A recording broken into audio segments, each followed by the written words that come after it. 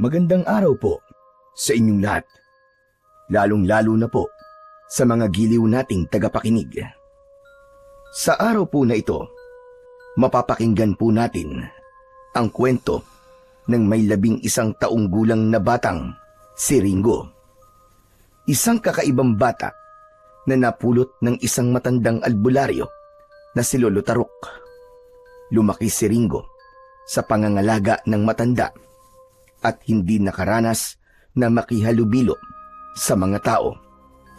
Ngunit isang araw ay bigla niyang nakilala ang isang pangkat ng mga dayo na may lihim na sadya sa sityo ng Hanture. Dahil doon ay nagsimula ang mga pagpaparamdam na susukat sa katatagan at katapangan ng maglolo. Unti-unting malalantad ang isang katotohanan na matagal nang itinatago ni Lolo Tarok kay Ringo. Ano kaya ang lihim na matutuklasan ni Ringo tungkol sa kanyang pagkatao?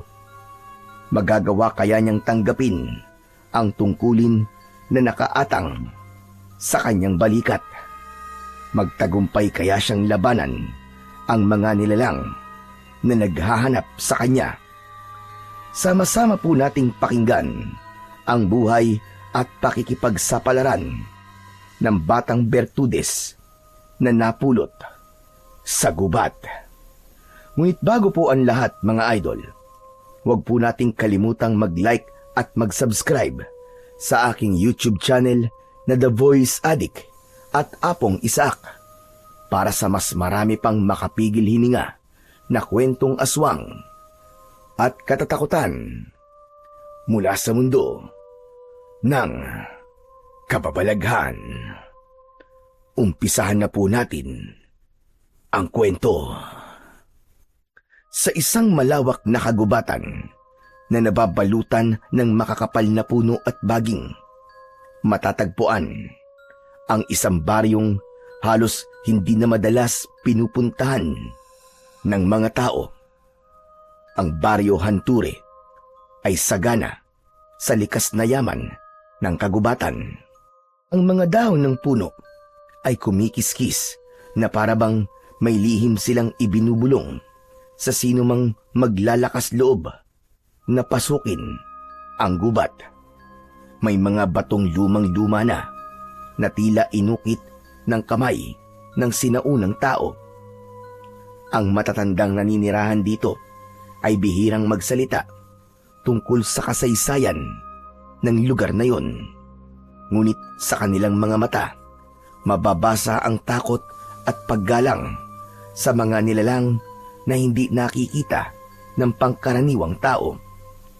Sinasabi ng ilan na sa ilalim ng maliwanag na buwan, may mga usok na naglalakad sa pagitan ng mga puno at may mga ilaw na naglalaro sa gitna ng kagubatan. Ngunit walang sinuman ang nakapagpapatunay na totoo ang kwentong yun, sapagkat ang mga bumalik mula sa paglalakbay sa pusod ng kagubatan ay hindi kailanman nagkwento at nagsalita ng tungkol sa karanasan nila sa loob ng gubat. Ngunit mababasa ang takot sa mga mata na tila nakakita ng hindi maipaliwanag na nilalang. Pero sa kabila ng panganib na hatid ng lugar na yon, isang matandang albularyo na ang pangalan ay Lolo Tarok ang malayang gumagala sa malawak na kagubatan.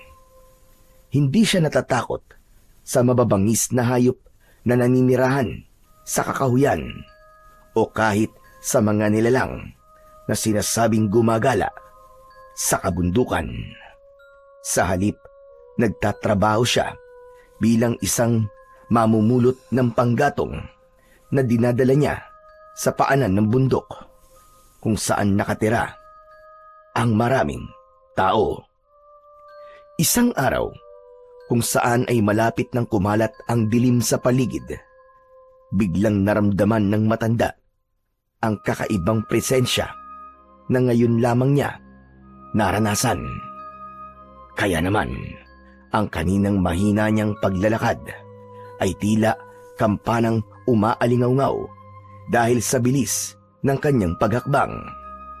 Sa pagkakataong yun, ay dala na niya ang mga nakuhang panggatong. Diyos ko, ano ba namang kamalasan ito? Ngayon pa talaga sila magpaparamdam sa akin. Kung kailan namang may buhat-buhat akong kahoy, ang bigat-bigat pa naman ito. Pabihira talaga buhay ito. Wika sa sarili ng may 60 taong gulang na si Lolo Tarok. Habol ang hininga na halos hindi lumapat ang kanyang mga paa sa lupa. Para bang may nilalang na nakasunod sa kanya. Hindi niya maipaliwanag sa kanyang sarili kung bakit sa tuwing napapadaan siya sa tapat ng malagong puno ng kawayan ay nakakaramdam siya ng biglang pagkilabot ng kanyang katawan. Muling napalinga sa paligid si Lolo Tarok. Sinulyapan niya ang huling daan, ngunit wala naman siyang nakitang ibang tao na naroon. Si Lolo Tarok ay may kakayahan na makipag-ugnayan sa mga nilalang o engkanto na nakatira sa kabilang mundo.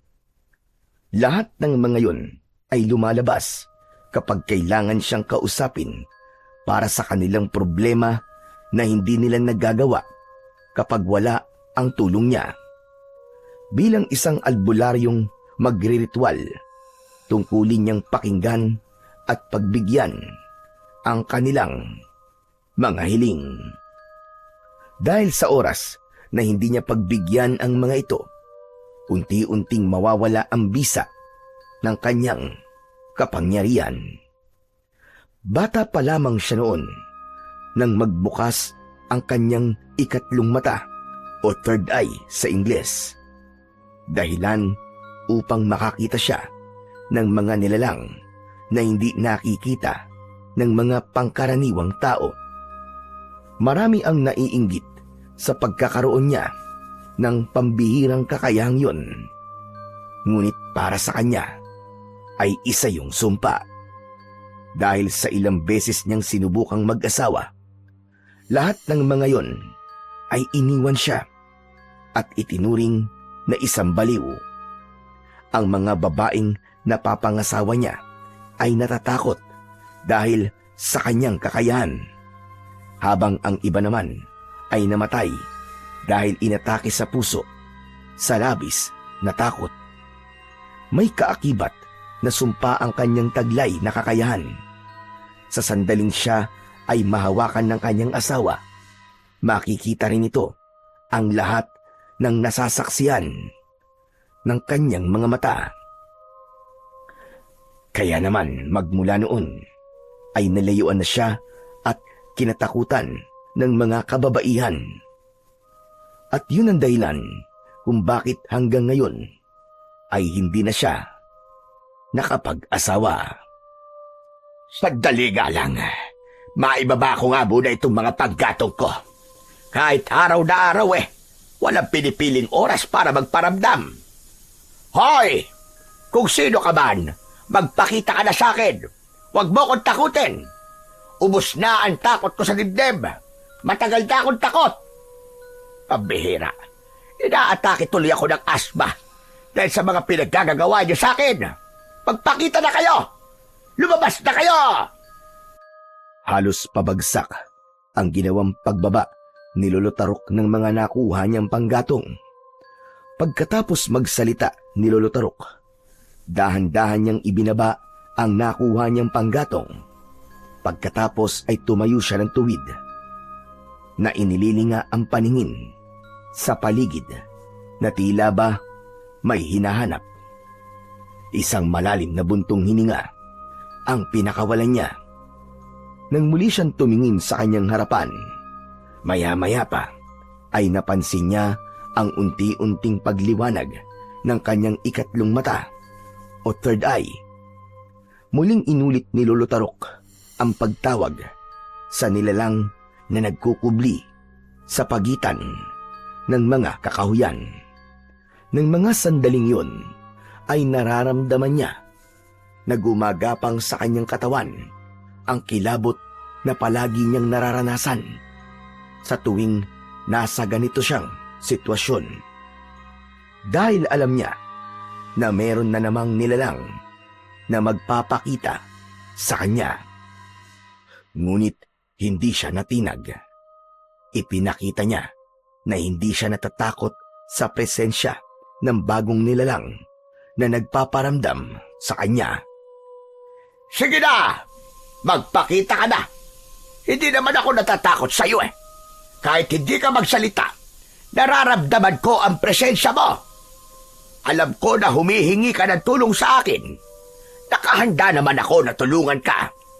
Sanay na ako sa mga nilalang na kagaya mo. At alam ko na hindi kayo masamang nilalang. Ano ba kailangan nyo sa akin? Anong klaseng tulong ang magagawa ko para sa'yo? Sige na, lumabas ka na! Habang nagsasalita, si Lolo Tarok ay unti-unting lumamig ang paligid. Palatandaan yun na malapit sa kanya ang nilalang na nararamdaman niya kanina pa. Inihanda niya ang kanyang sarili sa nilalang na patuloy sa pag-iikot sa kanyang kinatatayuan. Pagkalipas lamang ng ilang sandali, mula sa kanyang harapan ay nabuo ang isang umiikot na kulay berdeng usok. Kung hindi siya nagkakamali, ang kulay ng usok na yon ay ang sinasabing diwa ng marka ng isang pinakamabangis na bertudes na kayang pumatay sa kahit na anong uri ng nilalang na may kinalaman sa kadiliman. Napaatras si Lolo Tarok habang hindi inaalis ang paningin sa usok na nasa kanyang harapan. Nakalutang ito sa ere habang nagkakaroon ng hugis na parabang muka ng isang diwata. Kaya naman, muling kinausap ng matanda ang mahiwagang usok tungkol sa totoong dahilan ng pagpapakita nito sa kanya. Kung ganun pala, ikaw ang presensyang nararamdaman ko sa paligid kanina pa. Kung may gusto kang gawin ko, ituro mo sa akin kung ano ang ibig sabihin ng pagpapakita mo. Saglit na umikot ang kulay berdeng usok. Lumapit yon sa kanyang kinaroroonan at tila may malakas na puwersang humila sa kanyang katawan papunta sa malawak na taniman ng kawayang Tsina. Maya-maya pa ay muli itong naglaho sa kanyang harapan. Kaya naman, natitiyak niyang nandoon ang bagay na nais nitong makita niya. Inilinga niya ang kanyang paningin sa paligid at hinayaan niyang maramdaman ng katawan niya ang nilalang na nagkukubli sa pinakamadilim na bahagi ng kawayanan. Pambihirang ligaw na diwa ng marka ng Bertudes na yun ah. Umalis at basta na lamang akong iniwan dito. Nagawin pa yata akong manghuhula ng buwisit. Pinaglolo ko na lamang yata ako ng mga nilalang na nakatira sa kagubatang ito. Teka, sa bahagi yun, abay parang may gumagalaw. Aba, teka, malapitan nga. Maingat at magaang ang hakbang ng mga paa ni Lolo Tarok na nilapitan ang bahagi ng taniman ng kawayan. Kasabay ng kanyang paglalakad ay hindi rin niya inaalis ang paningin sa nilalang na panay ang galaw sa gitna ng malinis na kawayanan. Merong kulay berdeng tela na nakabalot sa bagay na patuloy sa paggalaw. Kasunod ng kanyang paghakbang, ang paghampas ng malakas na hangin sa kanyang katawan. Bigla siyang kinilabutan at pakiramdam niya ay hindi na siya humihinga ng mga sandaling yun. Idagdag pa sa kilabot na kanyang nararamdaman ang naririnig niyang ingay mula sa nagkikiskisang katawan ng kawayan at mga dahon nito. At pagkalipas lamang ng ilang saglit, ay tumambad sa kanyang paningin ang isang sanggol na nababalutan ng telang may bahid pa ng sariwang dugo. Jesus Mariosep, Diyos ko, sino kayang napakawalang puso ang nag-iwan sa'yo rito? Kawawang sanggol! Gulat at punong-puno ng pag-aalalang saad ni Lolo Tarok na kinuha niya ang batang nakalapag sa lupa, habang ang ilang patak pa ng dugo sa natuyong dahon ng kawayan ay nagdulot sa kanya ng labis na takot sa kanyang puso. Nanginginig ang kanyang buong katawan, pati na ang kanyang mga kamay, na niyakap ang katawan ng kaawa-awang sanggol. Nang mga sandaling yun, binalot ng tuwa ang puso ng matandang lalaki.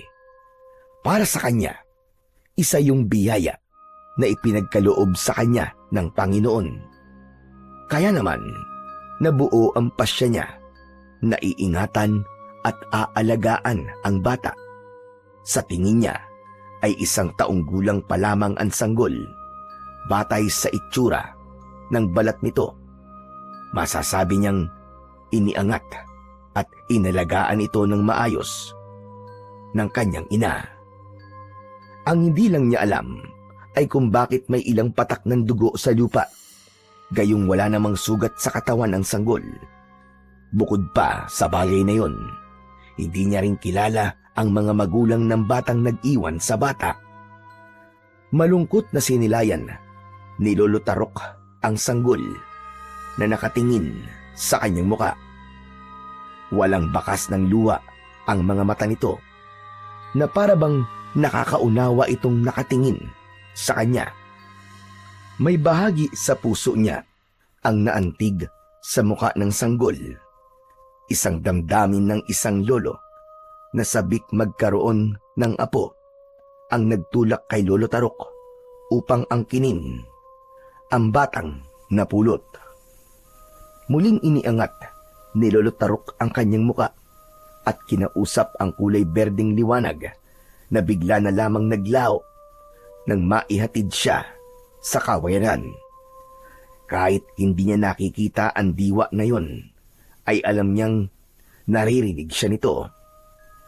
Alam ko naririnig mo ko at nararamdaman ko na naririyan ka pa. Aalagaan ko ang batang ito. Subalit sa takdang panahon, ay hindi ko maaaring itago sa kanya ang buong katotohanan na siya ay hindi totoong nanggaling sa akin. Gayunpaman, ay nagpapasalamat ako sa tiwalang ipinagkaloob mo sa akin para alagaan ang batang ito. Kasunod ng mga katagang binitiwan ng matandang si Lolo Tarok, naglaho ang presensya ng kulay berdeng liwanag sa paligid. Indikasyong bumalik na ito sa mundo ng mga engkanto. Pagkalipas ng ilang sandali, nagpasya na siyang umalis sa lugar na yon. Mabilis na naglakad ang matanda palabas sa masukal na kagubatan. Iniwan niya ang mga panggatong dahil di hamak na mas mahalaga ang buhay ng karga niyang sanggol. Habang yakap-yakap niya ang bata at tinatahak ang daan papunta sa kanyang munting kubo, mabilis din ang kabog ng kanyang dibdib sa pag-aalalang baka may makakita sa kanya o di kaya naman ay umiyak ang bata at may makarinig sa boses nito. Natitiyak niyang nasa panganib ang buhay ng sanggol. Naniniwala si Lolo Tarok na may dahilan kung bakit iniwan ng mga magulang nito ang anak. Kaya naman, halos hindi lumapat ang kanyang mga paa sa lupa dahil sa labis na pagmamadali. Pagkalipas ng mahabang oras ng paglalakad, sa wakas ay narating niya ang kinaroroonan ng kanyang kubo. Pagkatapos ay sinulyapan niya ang sanggol. Sa mga sandaling yon ay mahimbing nang natutulog ang bata. Nagpalinga-linga muna siya sa paligid bago maingat na pumasok sa loob ng bahay. Pagpasok niya sa loob ay mabilis niyang isinara ang pintuan at mga bintana. Saka nagmamadaling pumasok sa loob ng kanyang silid. Maingat niyang inilapag ang bata sa kanyang katre. Pagkatapos ay lumabas siya ng kwarto at nagtungo sa kusina. Mabilis na kumilos si Lolo Tarok upang maghanda ng tubig na magagamit niyang panlinis sa katawan ng sanggol. Nang matapos siya sa paghahanda ng mga kakailangan, ay muli siyang bumalik sa kanyang silid. Dala ang palanggana at malinis na tela. Inilapag niya ang mga yun sa lamesa at marahang pinagmasdan ang muka ng sanggol. Pasensya ka na ha. Hindi kita kagad mabibigyan ng mga damit. Paano ba naman? Malalaki ang damit ko. Kaya ibabalot muna kita sa t-shirt ko. Teka, ano kaya ang magandang pangalan na babagay sa'yo? Sandaling nag-isip si Lolo Tarok habang nakatingin sa batang mahimbing pa rin na natutulog. Ilang sandali pa ang lumipas ay bigla niyang naalala na ang palayaw niya noon ay Ringo. Kaya naman, gumuhit ang ngiti sa kanyang labi. Saka muling tumunghay sa mukha ng sanggol. Saka naupo sa tabi nito. Ringo. Ringo na lang ang itatawag ko sa'yo magmula ngayon. Yan na ang magiging pangalan mo. Ikaw na ang aking apo. At ako naman, si Lolo Tarok mo. Hay, Diyos ko. Ganito pala kasarap ang maging isang lolo. Pagkasambit ng matanda sa pangalan ni Ringo, ay sinimulan na nitong linisan ang katawan ng sanggol.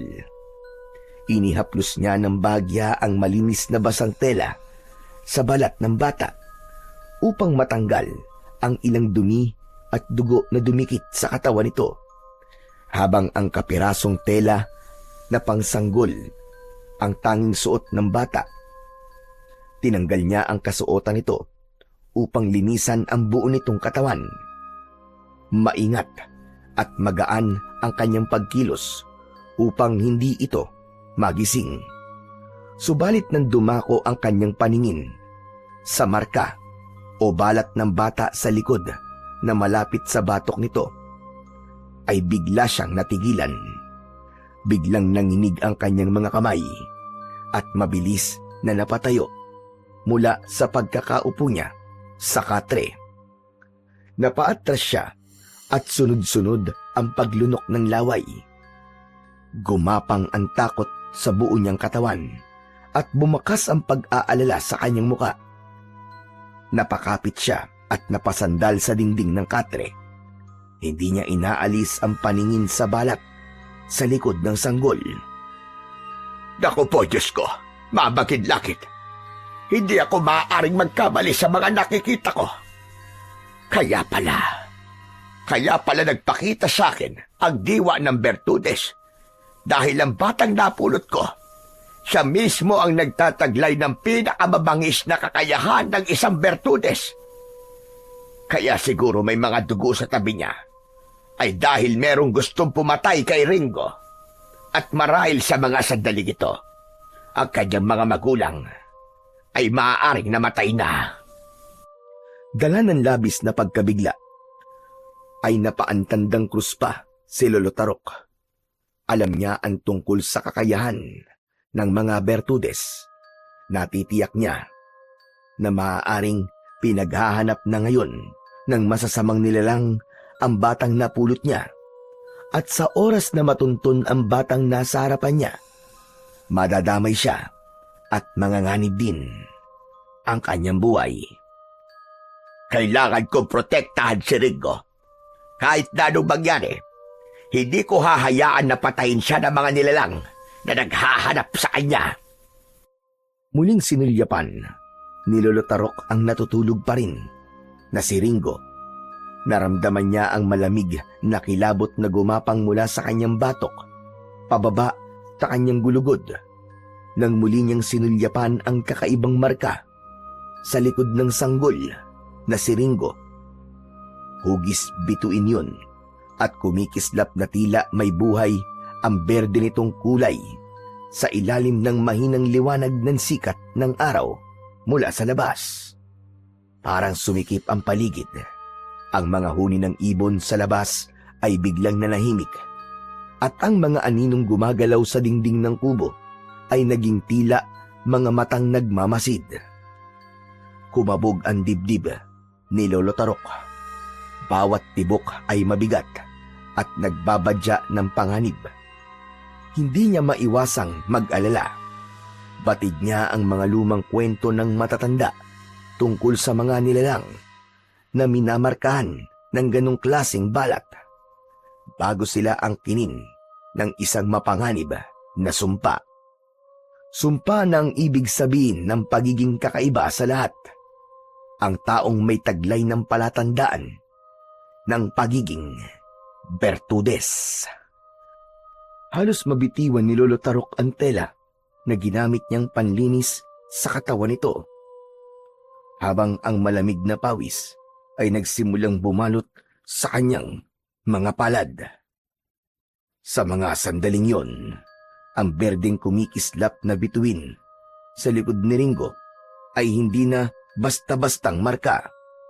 Isa itong babala na nagpasikip ng kanyang paghinga at nagpaalab sa kanyang takot.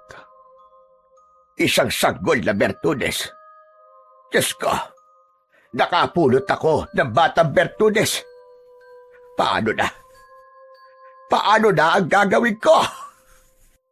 Naguguluhan na napasabunot ang dalawang kamay ni Lolo Tarok sa kanyang ulo, pabalik-balik sa paglalakad na hindi mapakali. Bumakas ang matinding pag-aalala sa mukha ng matanda. Hindi niya akalain na siya ang magdadala ng mabigat na responsibilidad na nakaatang sa kanyang balikat. Habang pabalik-balik sa paglalakad ang matanda, panay rin ang sulyap niya sa batang mahimbing pa rin na natutulog. Walang dapat na makaalam nito. Pero paano ko magsisimula? Muling napaupo si Lolo Tarok sa gilid ng katre at sandaling nag-isip hanggang sa makapagdesisyon na siyang tuluyang alagaan ang sanggol at ituring ito na kanyang kadugo. Saka na lamang niya iisipin ang pangamba, basta't ang mahalaga, nasa mga kamay niya ang batang magliligtas sa buong sityo ng Hanture laban sa mga nilalang na kampon ng kadiliman. Nasisigurado ko nang anak ka ng mga antingero at marahil kaya kanila iniwan ay nalagay sa panganib ang kanilang mga buhay dahil sa pagprotekta sa iyo. Alam nila na hindi ka mabubuhay kung mananatili ka sa tabi nila. Natitiyak ko kung ano ang ibig sabihin ng pagiging balisa ng paligid ko. Kung kaya, hindi mapakali ang diwa ng Bertudes hanggat walang nag-aalaga sa iyo. Muling bumundol ang kaba sa dibdib ni Lolo Tarok at ang lahat ng mga alalahanin na nabuo sa kanyang dibdib ay isinantabi niya muna. Sa halip, ipinagpatuloy niya ang paglilinis sa katawan ng bata. Nang gabing yun, ay nabalot ng tensyon ang loob ng kanyang silid at hindi natulog upang mabantayan ang batang Bertudes. Ano nga ba ang ibig sabihin ng Bertudes? Ang Bertudes o gifted ay isang salitang madalas ginagamit sa mga alamat at kwentong bayan upang tukuyin ang isang espesyal na kapangyarihan o kakayahan ng isang tao. Mabilis niyang nagagawa ang isang bagay kahit isang beses lamang siyang tinuruan. Minsan nga ay walang nagtuturo at taglay na ang kakaibang kakayahan kahit sa murang edad pa lamang. Sinasabing may kakayahan din silang makapagpagaling ng mga may karamdaman, kaya itinuturing silang kakaibang nilalang sa lahat Ang paniniwala pa ng ilan, nagagawa raw ng mga bertudes na magtaboy ng masasamang nilalang dahil sa kanilang diwa na madalas ay sila lamang ang may kakayahang makipag-usap. Layunin ng diwa na gabayan at bigyan ng babala ang bertudes upang masiguradong ligtas ito sa lahat ng oras. Sa pananaw ng mga matatanda, ito ang diwa o lakas na nagbibigay buhay o proteksyon sa isang taong magtataglay ng ganitong kakayahan. At yun din ang dahilan kung bakit nais ng kampon ng kadiliman na patayin ang isang bertudes. Dahil naniniwala sila na ang mga bertudes ay magiging banta sa kanilang buhay. Hindi nagtagal ay inalagaan ni Lolo Tarok ang batang si Ringo. Ipinaramdam niya ang pagmamahal ng isang tunay na kapamilya. Magmula nang dumating sa buhay ni Lolo Tarok si Ringo, nagkaroon ng kulay at saya ang buhay niya. Nagkaroon siya ng lakas upang harapin ang hamon ng buhay at nagkaroon ng direksyon ang buhay niya sa piling ng pinakamamahal niyang apo na si Ringo. Matulin na lumipas ang panahon. Ang sityo ng Hanture ay naging saksi sa unti-unting pagbabago ni Ringo. At pagkalipas nga lamang ng 10 taon, si Ringo ay ganap ng batang may taglay na kakaibang kakayahan. Sinanay siya ni Lolo Tarok sa paggamit ng iba't ibang uri ng sandata. Kaya naman, naging isang mahusay na mangangaso si Ringo. Matapang siyang pumapasok sa mga kagubatan para maghanap ng mga hayop na mailuluto nila sa oras ng kanilang pagkain.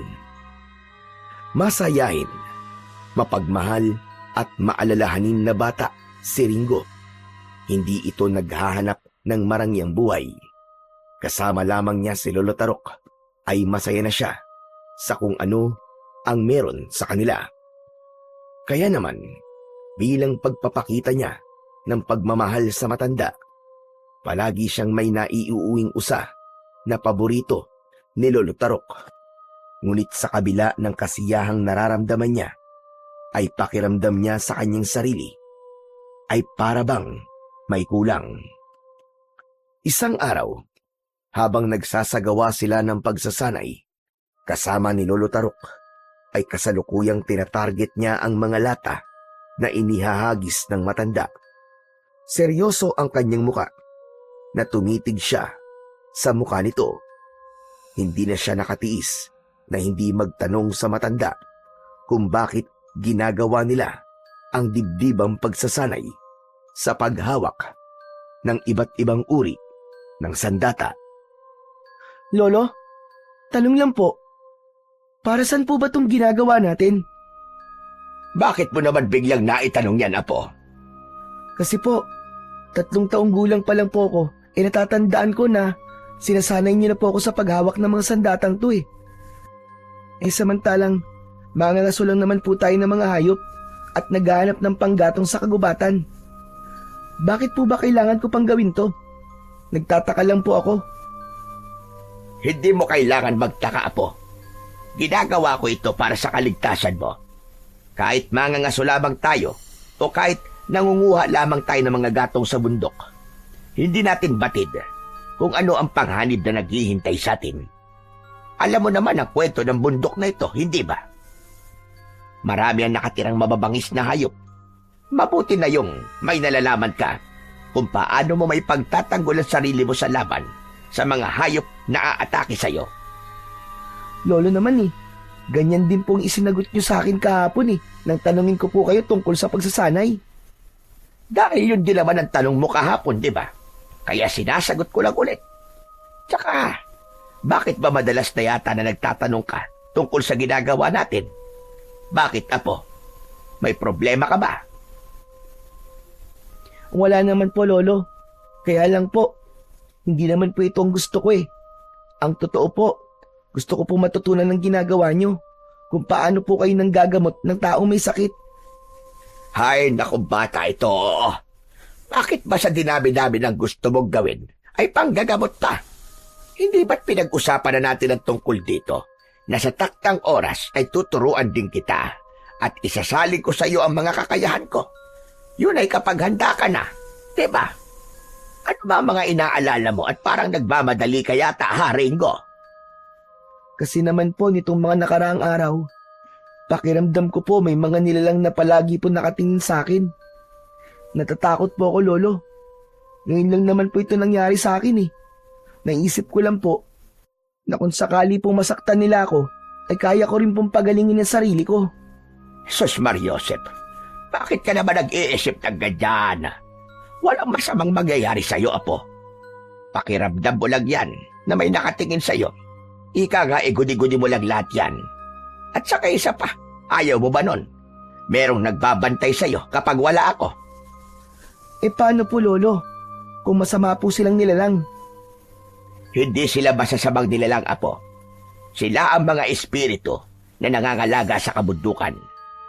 Bata ka pa lang ay taglay mo na ang ganyang kalakas na pakiramdam.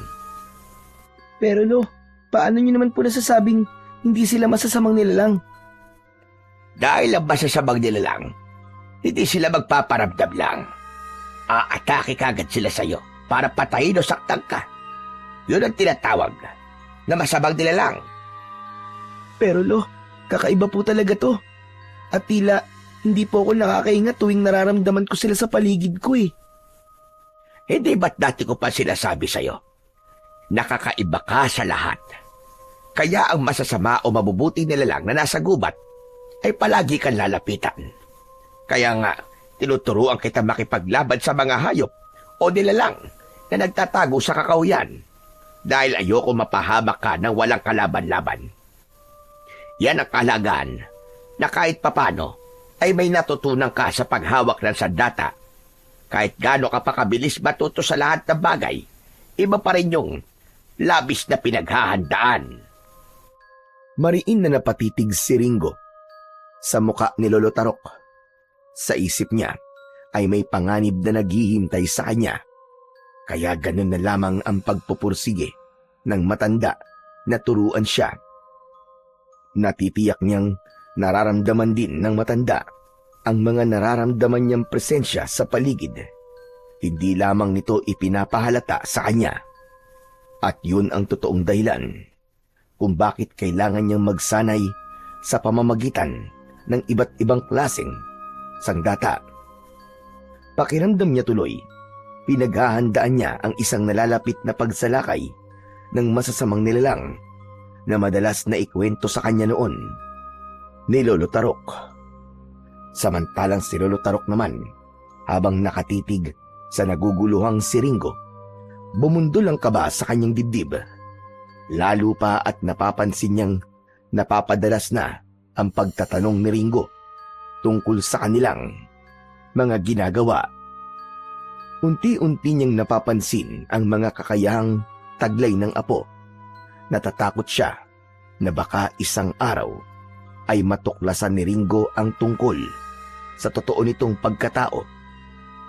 Kaya naman, isang malalim na buntong hininga ang pinakawalan ni Lolo Tarok bago hinaplos ang ulo ng apo. Sa isip niya ay ganito pala kahirap ang mag-alaga ng batang hindi naman niya kadugo. Natatakot siya sa maraming bagay at nag-aalala siya na baka isang araw kapag nalaman nito ang totoo ay kasuklaman siya ng kanyang apo. Maya-maya pa ay muling nagsalita si Ringo. Seryoso itong nakatingin sa muka ni Lolo Tarok. Lolo, pwede po bang tumigil po muna tayo sa pagsasanay sa paggamit po ng sandata? Ang sakit-sakit na po kasi ng kamay ko eh. Ito po, puno na po ng paltos at namamaga na rin po ang mga sugat ko. Ipinakita ni Ringo ang mga kamay niya na meron ngang sugat dahil sa ilang araw nilang pagsasanay at paghawak ng pana. Kaya naman, bumakas ang pag-aalala sa muka ni Lolo Tarok. Ganun ba? Naku, pasensya ka na, apo. Hindi ko kagad napansin na nagkaganyan na pala ang mga kamay mo. Hala, sige na. Iligpit mo na ang mga gamit natin at uuwi na tayo. Agad na kumilos si Ringo para iligpit ang kanyang mga palaso at pana, saka inilagay sa lalagyan. Kasunod nito, isinukbit niya ang itak sa kanyang bewang at dinampot ang maliit na usa na nahuli niya kanina bago sila nagsimula sa pagsasanay. Samantalang si Lolo Tarok naman ay nagbuhat ng mga kahoy na panggatong na madalas niyang dinadala sa ibaba ng bundok sa baryo upang maibenta. Unang naglakad si Lolo Tarok, kasunod si Ringo na bitbit ang lahat ng gamit. Habang tinatahak nila ang daan pabalik sa kanilang tirahan, ay biglang nakaramdam ng pananakit ng tiyan si Ringo. Kaya naman, saglit siyang tumigil at hindi nagpahalata sa matanda. Habol ang kanyang hininga na ibinaba ang mga dala sa lupa at napaupo sa damuhan habang namimilipit sa labis na sakit. Aray! Ang sakit ng tiyan ko! Mukhang kanina pa tong umaga walang tigil sa pananakit ah. Aray! Ano ba nangyayari sa akin? Aray, napakasakit! Habang lumilipas ang sandali, mula sa pagkakaupo ni Ringo, patindi naman ng patindi ang pananakit ng tiyan ng bata. Hindi naman napapansin ni Lolo Tarok na hindi na nakasunod si Ringo sa kanya. Maya-maya pa ay naramdaman ni Ringo na may yabag ng paa na papalapit sa kanyang kinaroroonan. Mukhang nanggaling yon sa mga kalalakihan na naririnig niyang nag-uusap. Hindi niya sinulyapan ang mga ito. Sa halip, maigpit niyang hinawakan ng itak sa kanyang bewang. Pinakiramdaman niya ang mga lalaki sa kanyang paligid habang mabilis ang tibok ng kanyang puso. Pagkalipas ng sandaling katahimikan, narinig ni Ringo ang boses ng isang lalaking may maangas na presensya. Tila siya ang kinakausap nito. Hoy bata! Taga rito ka ba? Agad na napalingon si Ringo sa pinagmumulan ng boses ng lalaking nagtatanong sa kanya. Isang lalaki ang nasa unahan ng mga ito at seryosong nakatingin sa kanya. May dala ang mga ito ng mga pana at ilang piraso ng usa na bitbit ng mga kalalakihang kasama nito. Sa kaliwang tabi naman ng lalaki ay isang matandang babae na matalim na nakatingin sa kanya. Tila sinusuri nito ang kanyang pagkatao. At dahil sa pagkabigla sa mga ito, hindi kagad nakapagsalita si Ringo. Kaya naman, lumapit ang mga ito sa kanya habang napasulyap sa usa na nakalapag sa lupa. Kaya naman, kahit masakit pa rin ang tiyan ni Ringo, tumayo siya at humarap sa mga ito. Kung ganon, mangangaso ka rin na kagaya namin. Hindi mo ba narinig ang tanong ko sa'yo kanina? Ano po? Sumagot ka kagad kapag tinatanong kita. Ayoko nang paulit-ulit sa pagtatanong. Ang sabi ko, taga rito ka ba? Opo. Taga rito po ako. Gaano nakatagal? Ano po? Ang sabi ko, gaano nakatagal na nakatira ka sa gubat na to? Anak naman ng tutsa, oo. May problema ba ang pandinig mo, ha, bata? Bingi ka ba? Hindi po ako bingi. Kasi naman po nagulat po ako sa inyo eh. Sino po ba kayo? Kami ang nagtatanong sa'yo. Hindi ba? Naliligaw kami. Pwede mo ba kaming samahan? Ituro mo sa amin ang daan papunta sa baryo na nasa paanan daw ng bundok na to. Pero hindi pa po ako nakakapunta sa baryo sa paanan ng bundok na to eh. Kaya hindi ko po alam ang daan. Ano ka mo? Pambihira naman buhay ito. Ang sabi mo taga rito ka. Bakit wala kang alam sa baryong nasa ibaba ng bundok? Pinagloloko mo ba ako, ha, bata? Hindi ko po kayo niloloko. Totoo po ang sinasabi ko sa inyo, Manong. Hindi pa po talaga ako nakakarating sa baryo na sinasabi niyo po sa akin. Sinungaling! Hindi ako naniniwala sa'yo. Nandidilat ang mga mata ni Mang Pekto nang kausapin nito si Ringo. Sa galit nito ay dinakot ng lalaki ang damit ni Ringo at iniangat niya ito sa ere habang yakap ang sariling tiyan. Nagulat si Ringo sa ginawa ng lalaki. Nagtataka siyang nagpalinga-linga sa paligid habang nakaangat ang kanyang mga paa sa lupa. Bitiwan niyo po ang damit ko! Nakikiusap po ako sa inyo, sino po ba kayo? Bakit po kayo nananakit? Hindi kita sinasaktan. Ipinapakita ko lang kung gaano ako kasama kapag pinaglululoko ko na kausap ko. Naiintindihan mo? Siguro naman ay magsasabi ka na sa akin ngayon ng totoo. Nakikiusap po ako, Manong. Hindi ko po talaga kayo niloloko. Nagsasabi po ako ng totoo sa inyo. Kaya tibabaan niyo na po ako. Hindi ba't kasasabi mo lang sa akin kanina na taga rito ka? Imposible naman yata na hindi mo alam ang baryo sa ibaba ng bundok na to. O baka naman, gusto mo pa masaktan bago ka magsabi sa akin ng totoo? Totoo naman po talaga at sinasabi ko eh. Bakit po ba ayaw niyong maniwala? Kahit kailan ay hindi pa po ako nakakarating sa paanan ng bundok. Kaya hindi ko po alam ang daan papunta ron. Totoo po yun, maniwala po kayo. Ngumisi si Mang Pekto habang nakaangat pa rin sa ere si Ringo. Sa gitna ng pangyayaring yun, biglang dumating si Lolo Tarok. Umalingaw-ngaw ang boses ng matanda sa buong paligid at mabilis na lumapit sa lalaking may hawak sa damit ni Ringo. Bumakas ang galit sa anyo ni Lolo Tarok. Bitiwan mo ang apo ko! Hayop ka! Napalingon ang lahat sa gawi ni Lolo Tarok. Kaya naman, bumundo lang kaba sa dibdib ni Ringo nang makita ang matanda na nanginginig sa labis na galit. Sa isip niya ay baka mapahamak ang matanda sa oras na pumalag ang lalaking may hawak sa kanya. Siguro naman, masasagot ng matandang yan ang tanong ko sa'yo, ha, bata? Bitiwan niyo na po ang damit ko. Nasasaktan na po ako. Hindi inaasahan ni Ringo na bigla nga siyang bibitiwan ng lalaki. Kaya naman, mabilis ang pagbagsak niya sa lupa. Tumama ang kanyang puwet sa nakausling kahoy sa lupa at sumabay ang pananakit ng kanyang tiyan. Namilipit siya sa labis na sakit habang hindi maintindihan kung ano ang unang hahawakan. Samantalang si Lolo Tarok naman ay agad na humakbang papalapit sa kinaroroonan ni Ringo. Napansin niyang nasaktan ng apo sa ginawa ng mga lalaking ngayon lang niya nakita. Kaya naman, pagkalapit niya sa kinaroroonan ng apo, ay kagad niya itong inalalayan na tumayo.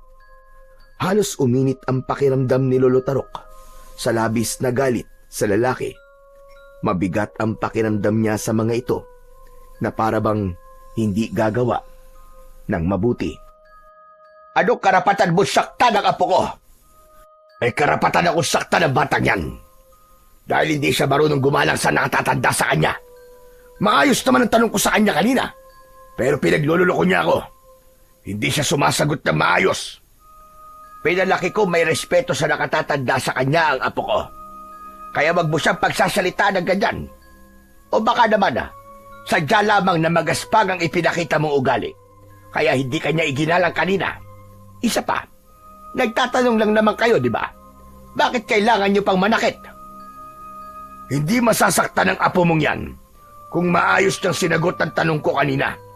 At anong gusto mo mangyari, ha, tanda? Nagtatanong lang kami, kaya kami makikisama, ganun ba? Alam kong alam niya ang daan papunta sa baba ng baryo, pero mas pinili niyang magsinungaling.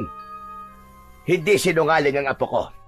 Nagsasabi siya ng totoo dahil hindi niya talaga alam ang daan papunta roon. Isa pa, wala kaming kinalaman sa pakay niyo sa baryo, kaya wag niyo na kaming idamay sa problema niyo. Pambihira naman pala kayong tao kayo eh. Hindi kayo lumalabas ng gubat na to. Wala kang pakialam, kaya makakaalis na kayo. Talaga naman pala may pinagbarahan ng batang yan. Masama rin pala ang ugali nyo. Depende lamang ang ugali namin sa aming kaharap. Umangat ang kamay ng lalaki na akma na sanang sasaktan si Lolo Tarok. Subalit pinigilan si Mang Pekto ng kasama nitong matandang babae. Sinabi ng matanda na wag na silang manggulo dahil malapit na raw dumilim ang paligid. Pero bago yun, humarap muna ang lalaki sa kanila. Pekto ang pangalan ko. Tandaan niyo ang pagbumukang ito. Dahil oras na magkaharap ulit tayo, puputulan ko kayo ng dila para habang buhay na kayong hindi makapagsalita. Magpasalamat na lamang kayo at nagmamadali kami. Dahil kung hindi, matitikman nyo ang bangis ng kamao ko. Pagkasabi ni Mang Pekto ng katagang yun, ay umalis na ito sa harapan ng maglolo. Kasama ng mga alagad nito, nahabol na lamang nila ng tanaw ang papalayong si Mang Pekto. Pagkalipas ng ilang sandali, ay sinulyapan ni Lolo Tarok si Ringo. Kaya't napansin ito na pangiwi-ngiwi ang muka ni Ringo dahil sa labis na sakit ng katawan. Bumakas ang pag-aalala sa muka ni Lolo Tarok. Diyos ko po, Apo, ano nangyari sa'yo? May masakit ba sa'yo? Sinaktan ka ba nila? Hindi po nila ako sinaktan, Lo. Iniangat lang po niya ako sa ere. Masakit po ang tiyan ko kanina pa. Abay, pambihirang bata ka, oo. Kanina pa palang masakit ang tiyan mo, bakit hindi ka nagsasabi? Kasi naman po biglang dumating ang mga lalaki kanina eh. Lolo, ang lalaking yun, para pong kakaiba siya. Tsaka, parang hindi po siya taga rito. Yun din ang pagkakakilala ko sa pagkatao niya kanina. Tila hindi siya mapagkakatiwalaan. Basta sa susunod na magkita ulit kayo, iwasan mo siya, Apo. Naiintindihan mo? Opo, Lolo Tarok. Hala, sige na. Kailangan na nating umalis dito para magamot ko na kagad ang sakit ng tiyan mo. Tara na. Habang nagsasalita, si Lolo Tarok ay hindi na napigilan ni Ringo na hindi muling mapangiwi sa labis na sakit. Idagdag pa ang pananakit ng balat niya sa likod at dahil sa sobrang sakit, tuluyan ng napalugmok sa lupa si Ringo. Kaya naman, napasigaw na si Lolo Tarok sa labis na pag-aalala. Apo ko, ano ba nangyayari sa'yo? Diyos ko, pati ba ang marka mo sa likod? Masakit rin. Opo, Lolo. Grabe po ang sakit. Hindi ko na po matiis ang sakit ng balat at tiyan ko po. Aray! Malakas na sigaw ang umalingaw-ngaw sa paligid mula sa lalamunan ng batang si Ringo. Hindi niya pinansin ang mga sinasabi at tanong ni Lolo Tarok dahil nangingibabaw ang labis na pananakit ng kanyang tiyan. Naramdaman niya ang bisig ni Lolo Tarok. Pagkatapos ay binuhat siya at itinakbo papunta sa kanilang bahay. Rinig na rinig ni Ringo ang paghabol ng hininga ng matanda habang tinatahak nito ang daan. Konting tiis na lang, Apo. Malapit na tayo sa bahay. Konting tiis na lang. Mas lalong binilisan ni Lolo Tarok ang pagtakbo. Halos hindi na nga lumapat ang mga paa niya sa lupa dahil sa labis na pag-aalala. Nararamdaman din niya ang panlalamig ng pawis ni Ringo, kaya halos mabingi siya sa malakas na pagtibok ng kanyang puso. Lolo, bakit po ako nagkakaganito? Ano po ba nangyayari sa akin? Huwag ka muna magsalita, Apo. Hindi ko hahayaan na may masamang mangyari sa'yo. Pagkalipas ng ilang minutong pagtakbo, ay narating ng maglolo ang kanilang bahay na nakatirik sa gitna ng kakahuyan. Mabilis na pumasok sa loob ng bahay si Lolo Tarok at inilapag si Ringo sa katre na gawa sa kawayan. Walang salitang lumabas sa bibig ng matanda dahil nagmamadali itong naglabas ng mga gamot mula sa loob ng silid nito. Halos manambulat ang mga garapon sa sahig dahil sa pagmamadali nito sa paghahanap ng gamot. Pagkaraan ng ilang saglit na paghahanap, ay agad na sinimulan ni Lolo Tarok ang pagpapainom ng gamot kay Ringo. Sige na, inimin mo na kagad ang katas ng bawang nang mawala na ang pananakit ng tiyan mo, apo. Tinanggap ni Ringo ang gamot mula sa kamay ni Lolo Tarok. Saka nilagok yun at nalasahan ang katas ng bawang. Lolo, ang pait naman po nito. Tiisin mo na lang, apo. Nilagyan ko rin yan ng apdo ng ahas. Mamaya lang, ay mawawala na rin ang sakit ng tiyan mo. Inubos ni Ringo ang gamot sa maliit na bote. Gumuhit ang konting anghang sa kanyang lalamunan. Saka lamang niya naramdaman ang init na pumasok sa kanyang tiyan hanggang sa unti-unting nagbago ang kanyang pakiramdam. Tila naglaho ang pananakit ng kanyang sikmura. Sa wakas ay parang nagdahilan na banayad na ulit ang kanyang paghinga. Ano, apo? Kumusta na ang pakiramdam mo? Ayos na po, Lolo. Nawala na po ang pananakit ng tiyan ko. Sandali nga. Paano ba nagsimula ang pananakit ng tiyan mo, apo? Ano nangyari? Bago po dumating ang mga lalaki kanina, tsaka meron pa pong sumasakit sa akin, Lolo. Napaunat sa pagkakaupo si Lolo Tarok at napasulyap sa muka ng nakaupo na si Ringo. Ano ka mo?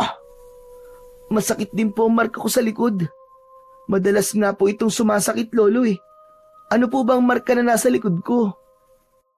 Hindi kagad nakapagsalita si Lolo Tarok. Batid niya na marami na talagang mga tanong si Ringo at nangangamba siya na dumating ang oras na kailangan niya ng ipagtapat sa bata ang tungkol sa pagiging bertudes nito. Natatakot siya sa magiging reaksyon nito. Kaya naman, kagaya ng nakasanayan niya, inilihis niya ang usapan upang hindi na ito magtanong pa sa kanya. Wala namang kakaiba sa marka mo sa likod, apo. Kaya huwag ka na mag-alala. Ang mahalaga ngayon ay ligtas ka na at wala nang masakit sa iyo. At teka. May gagawin pa nga pala ako. Iwan mo na kita sandali. Agad na tumayo si Lolo Tarok at hindi na hinintay ang iba pang sasabihin ng batang si Ringo sa kanya. Tumayo siya at lumabas ng silid. Naiwan si Ringo na natitigilang nakaupo sa katre nang maghari ang katahimikan sa loob ng silid. Malungkot na napasulyap si Ringo sa nagkalat na mga garapon sa sahig. Naramdaman niyang umiiwas sa kanya si Lolo Tarok. Dala ng matinding pagod ay nagpasya na laman siyang matulog at kalimutan muna ang mga tanong sa kanyang isip. Kaya naman, hindi na namalayan ni Ringo ang mga nangyayari sa paligid niya. Nang makatulog si Ringo, ay saka lamang nakahinga ng maluwag si Lolo Tarok. Nakatanaw ito sa labas ng bintana sa kanilang balkonay. Isang malalim na buntong hininga ang pinakawalan niya bago pabulong na nagsalita. Hindi magtatagal ay gugustuhin na rin niya magpunta sa baryong yon, kung saan naroroon ang mababangis na nilalang kasama ang mga taong naghahanap sa bertudes. At kanina, ang mga lalaking yon, natitiyak kung meron silang hinahanap at ibang pakay sa baryo ng Hanture. Bago pa bahuli ang lahat, kailangan kong mailayo si Ringo sa lugar na ito. Biglang naalala ni Lolo Tarok ang kulay berdeng liwanag. Ipinagdasal niya na sana ay muling magpakita sa kanya ang nilalang. Mabilis na lumipas ang oras at pasado 7:00 na ng gabi nang magpasya si Lolo Tarok na gisingin ng kanyang apo. Pumasok siya sa loob ng silid nito, ngunit natigilan siya pagsapit sa pintuan. Nanlalaki ang kanyang mga mata na hindi inaalis ang paningin sa nakatalikod na si Ringo. Ang matagal niya nang hinahanap na kulay berdeng usok. Ngayon ay nasa marka ni Ringo sa likod nito. Bumundol ang kaba. sa kanyang dibdib. Diyos ko, paanong nangyari ito? Napakunot ang noo ni Lolo Tarok at dahan-dahan na lumapit sa natutulog pa rin na si Ringo. Hinawakan niya ang balat nito na merong nagliliwanag na kulay berdeng usok. Yun ang mga senyales ng nalalapit na panganib sa buhay ng isang batang Bertudes. Kaya walang nagawa si Lolo Tarok kundi gisingin ang apo mula sa mahimbing na pagkakatulog. May hinang yugyug naman sa balikat ang nagpagising sa natutulog na diwa ni Ringo. Dahan-dahan siyang nagmulat ng mga mata at tumihaya ang higa. Sinulyapan niya ang seryosong muka ni Lolo Tarok at napansin niya ang pag-aalala sa muka nito. Inalalayan siya nitong maupo sa katre at naupo rin ito sa gilid ng kanyang higaan. Apo, hindi na muna tayo mangangaso ngayon. Magpapahinga tayo. Ano po? Pero bakit po, Lo? May nagawa po ba akong mali? Wala kang nagawang mali, Apo. Dahil bala kong ilipat sa'yo ang kakayahan ko. Talaga po, Lolo? Tuturuan niyo na po akong manggamot? Oo, Ringo, tama ka. Kaya maganda ka dahil ngayon tayo magsasagawa ng isang ritual. Dala ng labis na tuwa na nararamdaman ni Ringo mula sa sinabing yun ni Lolo Tarok. Maigpit niya itong niyakap sa braso. Humaplos ang palad ng matanda sa kanyang likod at ramdam niya na hindi nga ito nagbibiro sa mga sinabi nito sa kanya. Teka, sandali nga lang po, Lo. Ano po bang dahilan? At bakit bigla niyo pong naisip na turuan na po akong manggamot? Dahil ito na ang tamang oras para magamit mo ang kakayahan ko. Hindi habang buhay ay magkasama tayo. Kailangan mo nang harapin kung ano ang nakatakda para sa iyo, Apo. Nakakalungkot naman po ang mga sinabi niyo sa akin, Lolo Tarok. Para pong nagpapaalam na po kayo, ha? Hindi ako nagpapaalam, Apo. Ginagawa ko ito dahil yun ang tama at kailangan. Palagi mong tatandaan, Apo ko. Mahal na mahal kita. Alam ko naman po yun, Lo, eh. Kaya nga po, mahal na mahal ko rin po kayo. Mapait na napangiti si Lolo Tarok. Yun ang paraan niya ng unti-unting pagsasabi ng katotohanan kay Ringo. Ngunit tinititigan pa lamang niya ito sa mga mata. Pakiramdam niya ay may libo-libong kutsilyo ang tumatama sa kanyang puso.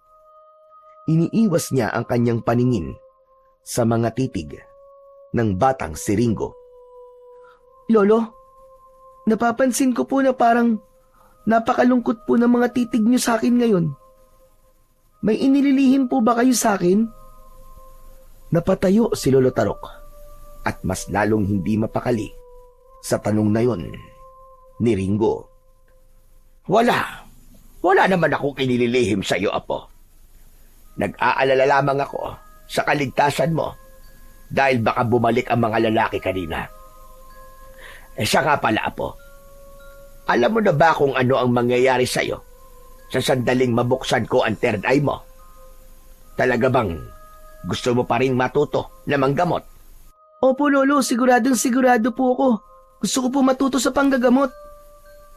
O siya, sige. Makinig ka sa akin, Apo. Sa oras na maisalin at matutunan mo ang panggagamot ko, magkakaroon ka ng kakayahan na makakita ng mga nilalang na hindi nakikita ng ordinaryong tao. Hindi ka ba natatakot sa ganon? Hindi naman po ako natatakot, Lolo. Mabuti naman kung ganon. Tama-tama. Kabilugan ng buwan ngayon. Sakto sa panahon ng pagsasagawa ko ng ritual. Pagkatapos mag-usap ng dalawa, ay naghanda sila ng mga gagamitin para sa ritual. Sa pamamagitan ng paglalagay ng baga sa bao, ikinalat nila ang usok sa palibot ng kanilang bahay. Pagkatapos ay naglakad sila papunta sa gitna ng kakahuyan. Habang tinatahak nila ang daan, ay panay ang bulong ng orasyon ni Lolo Tarok. Pagkalipas ng ilang minutong paglalakad, nakarating sila sa gitna ng kagubatan. Sa ilalim ng malamlam na liwanag ng buwan, nagsimula silang magsagawa ng ritual habang nakapikit ang kanilang mga mata. Ang usok ay pumapaloob sa paligid na parang mga espiritong nagbabantay. Dumadampi sa balat at humahaplos sa diwa ng batang katabi ni Lolo Tarok. Sa pamamagitan ng usok na mula sa bao at mga halaman na may taglay na lason, pagkalooban mo po ang batang katabi ko na sakupin ninyo ng kapangyarihan upang mangalaga sa kanyang kakayahan at kalusugan. Ipagkatiwala niyo po sa kanya ang kakayahan na unang ipinagkaloob niyo po sa akin. Itinaas ni Lolo Tarok ang bao na patuloy sa paglikha ng usok. Humalat yun sa kanilang paligid. Sa bawat salitang binigkas ng matanda, tila gumagapang ang malamig na enerhiya sa lupa. Umaakyat yon sa katawan ni Ringo at dumaloy papunta sa kanyang ulo. Tumigil ang usok sa kanyang noo at bahagyang kumirot ang marka niya sa likod. Unti-unting nagliwanag ang mga usok mula sa bao at isang malamig na bughaw na liwanag ang bumalot sa bata. Mabilis na kumabog ang puso ni Ringo. May malamig na pakiramdam na parang hanging humahaplos sa kanyang noo. Pagdilat niya, bumukas ang kanyang ikatlong mata. Isang mahiwagang liwanag ang nagningning sa gitna ng kanyang noo na tila ba bituin sa gabi. Ang paligid ay nagbago sa kanyang paningin. Ang mga aninong hindi nakikita ng karaniwang mata ng tao ay nagpakita. Sa sandaling yon ay naipasa na sa kanya ang kakayahan ng isang albularyong makakita ng mga nilalang na nagtatago sa dilim. Lolo, ano po nangyayari sa akin? Huwag ka matakot sa mga nakikita mo, Apo. Ang kapangyarihan ng ikatlong mata ay magtataglay lamang ng kakayahang makakita ng mga nilalang na hindi nakikita ng pangkaraniwang tao. Bumundol ang kaba sa dibdib ni Ringo nang makita ang iba't ibang klase ng mga usok na nakalutang sa ere. Tila lumilibot yun sa kanyang kinatatayuan. Pakiramdam niya ay hindi na siya humihinga ng mga sandaling yun. Lolo, marami po akong nakikitang usok na nakalutang sa harapan ko. Anong klaseng nilalang po ang mga yan? Isa lamang silang diwa ng espiritu na namatay rito sa gubat dahil sa iba't ibang klaseng dahilan. Kaya't huwag kang matakot sa kanila, Apo, dahil wala silang kakayahang makapanakit ng tao. Ang mga usok po ba na yan ang naging gabay niyo po para makapagpagaling po ng mga taong may sakit? Oo, Apo. Huwag kang malilito sa mga bagay na nakikita mo dahil matutulungan ka ng mga usok na yan sa oras na ikaw ay malagay sa panganib. Ang totoo, kaya kita dinala rito ay upang ituro sa iyo ang mga paraan ng panggagamot gamit ang diwang nakikita mo. Bumakas ang pagkalito sa mga mata ng batang si Ringo. Hindi siya makapaniwala na araw-araw na nakikita ni Lolo Tarok ang mga usok na nasa harapan niya ngayon. Ang hugis ng mga ito ay muka ng isang taong nakabuka ang bibig. Naririnig din niya ang nakakakilabot na pag-angil ng mga ito na para bang nagdadala sa kanya sa malamig na lugar. Kaya naman, hindi niya maiwasan ang hindi matakot sa mga anyo nito. Samantalang si Lolo Tarok naman, na nakaupo sa tabi ni Ringo, ay biglang nakaramdam ng panghihina sa kanyang katawan. Tila nawalan ng lakas at nabura ang kanyang kakayahan na makipag-usap sa mga nilalang na nasa paligid niya. Ginawa niya yon upang protektahan ng apo laban sa mga nilalang na naghahanap dito. Sa pagpapatuloy ng kanilang pagsasanay sa panggagamot, ay naramdaman ni Ringo na unti-unting nangihina ang kanyang katawan. Hindi siya sanay sa bagong tanawin na nakikita niya sa kanyang paligid. Kaya naman, agad siyang nagpaalam sa matanda na tapusin na ang pagsasagawa nito ng ritual. Lalo pa, at napapansin rin niya na biglang nanghina ang katawan nito at hindi lamang ipinapahalata sa kanya ng matanda. Talaga bang gusto mo munang itigil muna ang pagsasanay natin sa panggagamot? Opo, Lolo. Sapat na po ang ibang mga natutunan ko mula sa mga itinuro niyo sa akin. Hala, sige, tumayo ka na at iligpit na ang mga gamit natin. Kailangan na nating umalis. Pagod na rin ako at gusto ko na rin magpahinga. Matapos ang ritual, iniligpit ni Ringo at Lolo Tarok ang kanilang mga gamit at tahimik na naglakad pauwi. Habang unti-unting nasasanay si Ringo sa mga usok na may anyong muka at ungol na tila ligaw na kaluluwa na sumusunod sa kanila. Mabagal namang naglalakad ang matanda. Pagdating nila sa kanilang bahay, tumambad sa kanilang paningin ang nagkalat na gamit at mga garapon sa lupa. Ang iba ay nabasag at nakabukas ang takip. Bumakas ang pagtataka sa mukha ni Ringo at hindi maunawaan kung ano ang nangyari. Lalo na at ngayon lang sila nakaranas na makakita ng ganitong klaseng pamiminsala. Sa lahat ng yun, si Lolo Tarok ang labis na nabigla. Diyos ko, mahabagin langit! Sino may gawa nito? Punong-puno ng katanungan ang isip ni Lolo Tarok. Hindi nito inaasahan na merong mangangahas na sumira ng kanyang mga gamot na matagal niyang inipon at iningatan. Ang mga walang hiya! Anong dahilan at pinasok nila ang bahay natin, Apo? Wala akong kasalanan para gawin nila sa atin ito. Lolo, huminahon po muna kayo. Baka po, kumapano po kayo niyan eh. Umupo muna kayo sa bangko at ako na po ang bahalang dumampot po sa mga garapon. Huwag na, Apo. Wala nang saysay ang mga gamot na yan. Dahil natitiyak kong may ginawa sila sa mga gamot. Ito na ang kinatatakutan ko, Apo. Ang magsimulang manggulo ang mga nilalang na matagal nang umaaligid sa atin. Nangyari lamang ito magmula na dumating sa gubat na to ang mga kalalakihan na umatake sa iyo. Pero mahirap po magbintang, Lolo Tarok. Wala po tayong sapat na batayan kung sila nga po may gawa nito.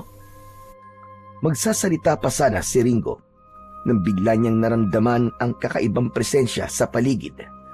Kaya naman, pasimple siyang tumingin sa bahagi ng kakahuyan upang hindi mahalata ng matanda ang kakaiba niyang nararamdaman. Magmula nang maisalin sa kanya ang kakayahan ni Lolo Tarok, naglaho na rin ang kakayahan nito na makakita ng mga nilalang sa kanilang paligid. Nang mga sandaling yon, ay biglang nagpakita sa harapan ni Ringo ang isang kulay berdeng liwanag.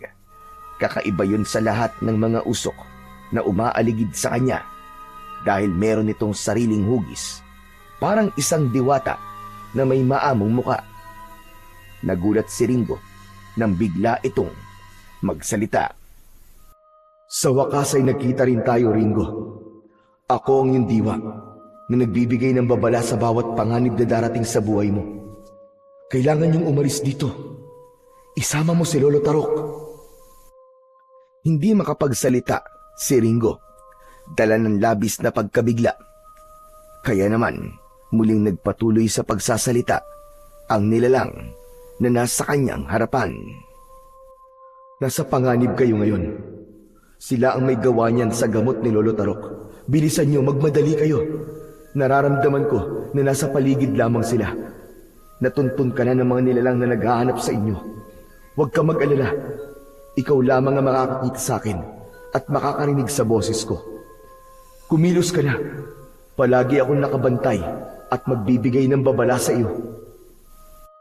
Napansin ni Lolo Tarok na hindi na nagsalita si Ringo habang nakatayo lamang ito sa kanyang harapan at nakatingin sa kakahuyan. Tila ba may nakita si Ringo na hindi nakikita ng kanyang mga mata. Ringo, apo, ano ba nangyayari sa'yo? At natitigilan ka dyan? Ha? Wala pong nangyayari sa akin, Lo. May iniisip lang po ako. Ano nga po ulit ang tanong nyo? Ang sabi ko, kanina ka pang nakatayo riyan. May nakikita ka ba na hindi nakikita ng mga mata ko? Hindi alam ni Ringo kung paano ipapaliwanag kay Lolo Tarok ang mga narinig niyang sinabi ng nilalang sa kanyang harapan. Muling nagsalita ang kulay berdeng usok. Sabihin mo na sa kanya ang mga sinabi ko sa iyo, Ringo, sapagkat hindi mo na may iwasan ang nakatakdang mangyari sa inyong dalawa. Sige na! Pagkasabi ng nilalang na nakalutang sa kanyang harapan, ay muli itong naglaho at pumasok sa loob ng kanyang marka sa likod. At dahil natagalang sumagot si Ringo, ay bumundol naman ang kaba sa dibdib ni Lolo Tarok. Kaya naman, tumayo na ito at lumapit kay Ringo. Apo, tinatanong kita, ano ba nangyayari sa'yo? Lolo, may kulay berdeng liwanag po na kumakausap sa akin. Kailangan na raw po nating umalis sa lugar na to dahil nasa panganib daw po tayo. Kung nakakarinig ka ng tinig mula sa kulay berdeng liwanag, malinaw na isang babala yun na malalagay tayo sa panganib. Kaya tara na, kailangan na natin sundin ang sinasabi niya. Pero saan naman po tayo pupunta, Lo? Wala nang ibang pagpipilian, kundi ang bumalik sa baryo na matatagpuan sa ibaba ng bundok. Ano po? Wala po tayo matutuluyan doon. Hindi na mahalaga yun, Apo. Ang mahalaga ngayon ay mailayo kagad kita sa lugar na ito. Natitiyak ko na babalik ang mga tao sumira sa mga gamit ko. Kailangan natin makinig sa iyong diwa. Wala nang nagawa si Ringo, kundi ang sundin ang desisyon na yon ng kanyang Lolo Tarok. Kaya naman, dinala nila ang mahahalagang gamit para magtungo sa baryo na binanggit ng matanda. Dinala rin niya ang pana at ilang piraso ng palaso na ginagamit niya sa pangangaso. Ngunit hindi pa man sila tuluyang nakakalayo sa lugar na yon, ay biglang naramdaman ni Ringo ang kakaibang bigat ng presensyang nasa paligid nila. At mula sa likod ng kubo nila, dalawang nilalang ang biglang lumitaw. Ang isa ay may dugong nanlalagkit sa nguso at matang kumikislap na kulay pula. Ang isa naman ay halos hindi na makilala kung tao pa ba o hayop dahil sa makapal na balahibo nito sa katawan. Lolo, ano pong klaseng nilalang ang mga yan? Sila mga aswang na taong lobo, Apo. Mapanganib sila. Sila mga nilalang na gustong pumatay sa iyo. Ha? Bakit po? Bakit po nila ako gustong patayin? Habang nagtatanong si Ringo, ay panay rin ang atras ng maglolo sa mga nilalang na patuloy sa pagakbang papalapit sa kanila. Umaangil ang mga ito habang nakangising tumutulo pa ang laway na may kasamang dugo. Sa isang iglap, sumugod ang mga taong lobo kay Ringo. Mabilis at mabangis ang pag-atake ng mga ito na tila ba nag-aagawan sa pagpatay sa kanya. Inihanda niya ang kanyang pana at pinatamaan niya kagad ang isa sa aswang. Bumaon ang palaso sa balikat nito, ngunit diretso ito sa pag-atake sa kanya. Isang malakas na talon ang ginawa nito, sinundan ng hampas ng mabibigat nitong mga kuko, na halos dumurog sa kahoy ng dingding ng bahay. Bawat pag-atake ng nilalang ay mabilis na naiiwasan ni Ringo. Nagamit niya ang mga natutunan niya sa kanyang lolo. Ilang sandali lamang ang lumipas pagkatapos ng pagsugod ng isang lobo. Si Lolo Tarok naman ang inatake ng kasama nitong isa pang aswang na taong lobo. Tumalon sa ere ang aswang at ilang beses nitong inatake ng suntok ang matanda. Subalit naiwasan din yun ni Lolo Tarok. Nang makahanap ng pagkakataon si Lolo Tarok, gumanti ito ng sipa sa aswang. Tumama yun sa muka ng halimaw na kalaban nito. Bumagsak ng pasadsad sa lupa ang aswang na taong lobo habang umaangil at nagpipilit na bumangon.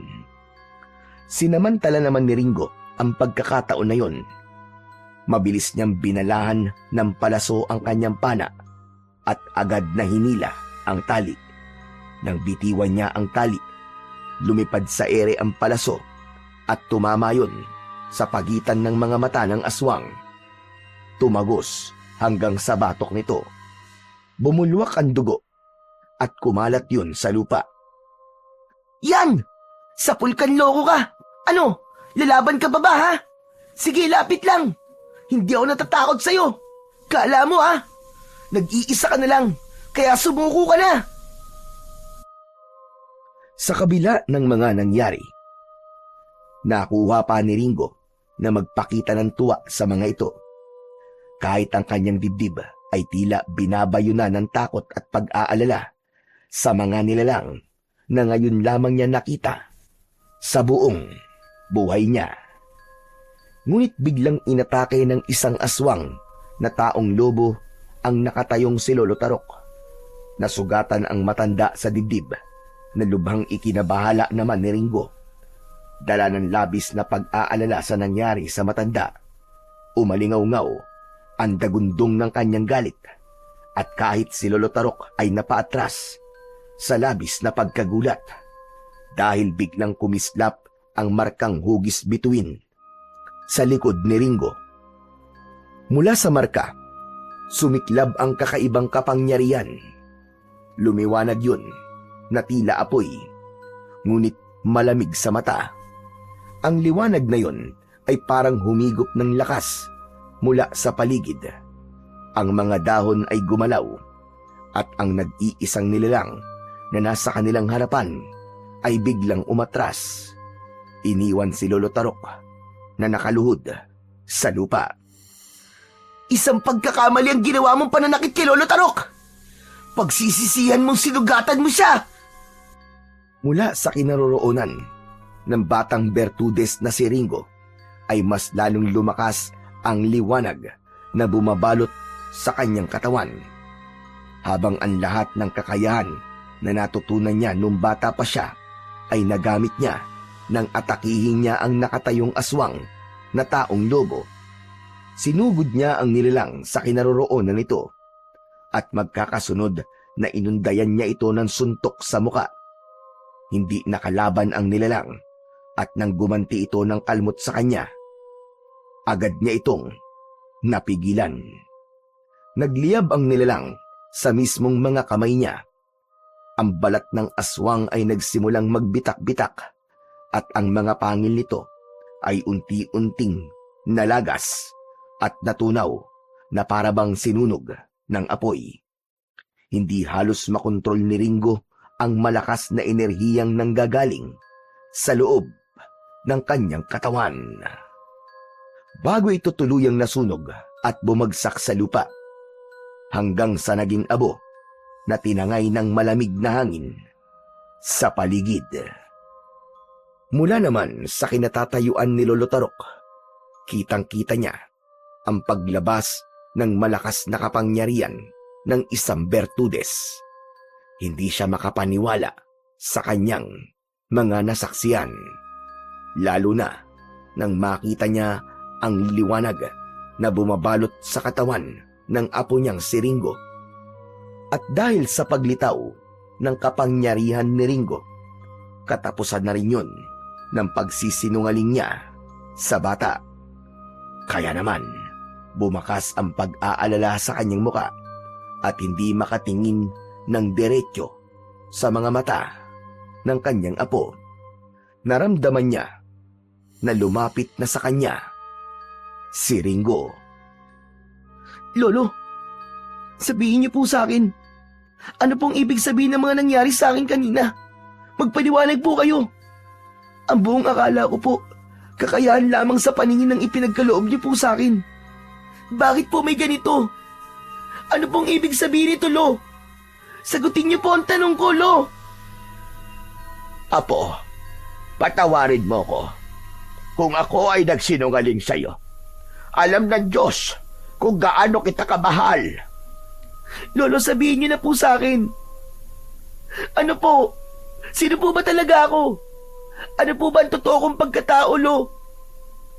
Hindi na po kayo maaaring magsinungaling. Alam ko po, nakakaiba ako. Makinig ka mabuti, Apo, sa aking sasabihin. Talagang kakaiba ka. Isa kang batang Bertudes na napulot ko sa kawayan. Patawarin mo ko, Apo, Ringo. Hindi ko gustong saktan ang kalooban mo. Totoo niyo po ba akong apo? O hindi? Hindi kita totoong apo, Ringo. Hindi kita kadugo. Pero alam mo kung gaano kita kamahal, Apo. Sa puso ko, totoo kitang apo. Minahal kita. Naghigit pa sa buhay ko. Kung mahal niyo po ako, hindi po kayo magsisinungaling sa akin. Bakit, Lo? Bakit? Bakit po kayo nagsinungaling sa akin? Ilang beses po ako nagtanong sa inyo. Bakit hindi niyo po sa akin sinabi ang totoo? Diyos ko, Apo, makinig ka muna. Wala akong mahanap na tamang pagkakataon para sabihin sa'yo ang buong katotohanan. Natakot ako sa magiging reaksyon mo. Pinangunahan ako ng takot sa mga sasabihin mo sa akin. Kaya naman, hindi ako nagkaroon ng pagkakataon na sabihin sa'yo ang tungkol sa totoong pagkatao mo. Patawarin mo ko, Apo. Kung ganun, nasan po ang mga totoo kong magulang? Nasan po ang mga magulang ko, Lolo? Hindi ko alam kung nasan sila. Hindi ko sila kilala, Apo. Maniwala ka. Hindi ko sinasadyang magsinungaling sa'yo. Sinubukan niyo po bang hanapin sila? Oo, Apo. Maraming beses ko silang hinanap. Ngunit nabigo akong mahanap sila. Naniniwala akong patay na sila, Ringo. Dahil wala nang bumalik sa lugar ng pinag-iwanan sa'yo. Isa pa, kinailangan kong itago ka dahil nag-aalala ko na baka nasa panganib ang buhay mo. Ang diwang gabay ng marka ng Bertudes ang nagturo sa'yo. Kaya kita nahanap. Apo, patawarin mo ko sa mga nagawa ko. Kung ako man ay naglihim, may dahilan kung bakit hindi ko sinabi kagad sa'yo ang buong katotohanan. Ano pong dahilan? Sabihin niyo po. Sabihin niyo, Lo. Dahil sa oras na matuntun ka ng mga nilalang na gustong pumatay sa'yo, tsak na mga nganib ang buhay mo. Kaya po ba sinanay niyo akong ipagtanggol ang sarili ko? Dahil alam niyo po na mangyayari to sa akin? Oo, Apo. Kaya nga ginawa ko ang lahat para maprotektahan ka. Kaya lang sadyang hindi mo matatakasan kung ano ang itinakda.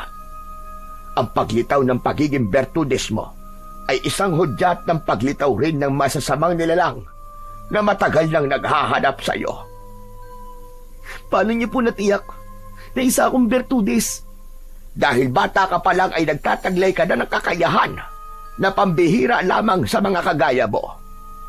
Bukod sa kapangyarihang ipinagkaloob ko sa iyo, dati ka nang nagtataglay ng kakaibang kakayahan, Apo. Lalo na ng talas ng memorya at pagiging mabilis na matuto kahit sa isang turuan lamang. Nasigurado ko rin na ang pagiging kakaiba mo nang makita ko ang palatandaan ng isang marka o balat sa likod mo na may hugis bituin. Ang pagiging Bertudes ko. Kaya nawala ang mga magulang ko. At hindi ko alam kung buhay pa nga ba sila ngayon. Tuluyang bumagsak ang masaganang luha sa kanyang mga mata. Hindi na siya nagsalita at tumalikod na sa kanyang lolo Tarok. Inabala niya ang kanyang sarili sa mga Naaalala niyang palatandaan na napapansin niya noon sa kanyang katawan. Ang dahilan ng pananakit ng kanyang tiyan, maging ang araw-araw din na pagkirot ng marka sa likod niya, ay isa palang palatandaan na nagsisimula ng lumitaw ang kanyang kakayahan bilang isang bertudes. Samantalang si Lolo Tarok naman ay tila nabunutan ng tinik sa lalamunan, nang sa wakas ay nasabi na niya sa kanyang apo ang matagal nang nagpapabigat sa kanyang dibdib. Sana ay hindi pa huli ang lahat, Apo. Sana ay matanggap mo ko bilang iyong lolo. Kung tapos na po kayo magsalita, gusto ko po muna magpahinga. Kailangan ko muna mapag-isa, Lolo Tarok. Huwag po kayo mag-alala. Hindi po ako galit sa inyo. Gusto ko lang po maintindihan ng lahat ng mga nangyari sa akin. Pipigilan sana ni Lolo Tarok ang pag-alis ng batang si Ringo dahil nag-alala siya na baka mapahamak ito sa loob ng kakahuyan. Ngunit mas pinili niyang hayaan muna ang apo dahil batid niya ang bigat na nararamdaman ito sa pagkakataong yun. Pagkatapos nitong matuklasan ang totoong pagkatao, alam niyang labis na nagdurusa at nagugulungan ang kalooban nito.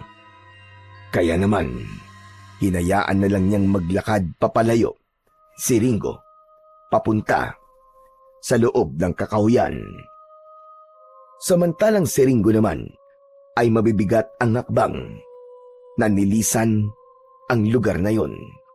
Kahit naririnig niya ang pagtawag ng matanda sa kanya, ay tuloy pa rin siya sa paglalakad papasok sa kakahuyan, kasabay ng muling paglandas ng mga luwa sa kanyang pisngi. Ilang sandali pa ang lumipas ay biglang natigilan si Ringo, ni hindi niya namalayan na malayo na pala ang kanyang nararating. Inilinga niya ang paningin sa kanyang paligid. Tahimik at tila mabigat ang presensya ng lugar na kanyang kinaroroonan. Bumundol ang kaba sa kanyang dibdib, lalo na nang maalala ang nakakatakot na itsura ng mga nilalang na nakalaban niya kanina lang. Sa kabilang dako naman ng kakahuyan, kung saan ay nakatayo pa rin si Lolo Tarok, malungkot ang mga mata at nakatungo lang ito sa lupa. Bigla niyang naalala na hindi niya dapat hinayaang umalis ng mag-isa ang apo niyang si Ringo. Lalo na at magulong-magulo pa ang isip ng bata dahil sa mga nalaman. Kaya naman, mabilis siyang kumilos. Sinundan niya ang daan na tinahak ni Ringo. Sa isip niya ay maaaring mapahamak ang kanyang apo dahil natitiyak niya na makikilala na si Ringo ng mga nilalang na nagtatago sa kagubatan.